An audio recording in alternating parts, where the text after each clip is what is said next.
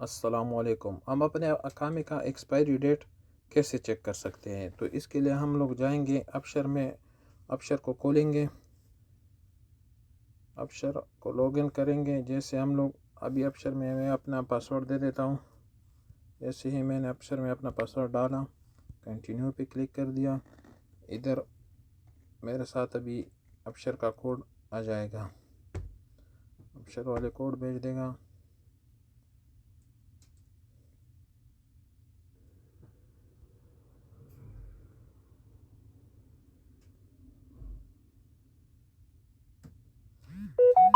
ये हमारे साथ अपशर वालों ने कोड भेज दिया। मैं अलाउ करता हूँ।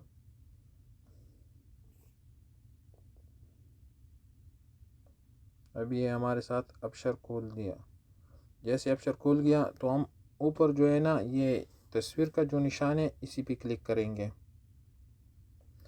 इस पे क्लिक कर दिया। इधर से हम लोग अब लिखा हुआ है my personal information, my passport, my अकामा, my visa, my driving licence, my travel record, labour information. इससे हम लोग ये सब मालूम कर सकते हैं।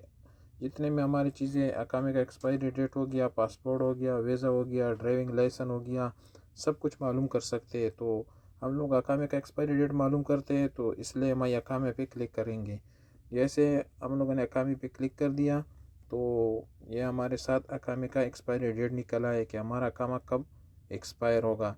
तो इसकी मदद से हम लोग अकामे का एक्सपायरी डेट मालूम कर सकते हैं।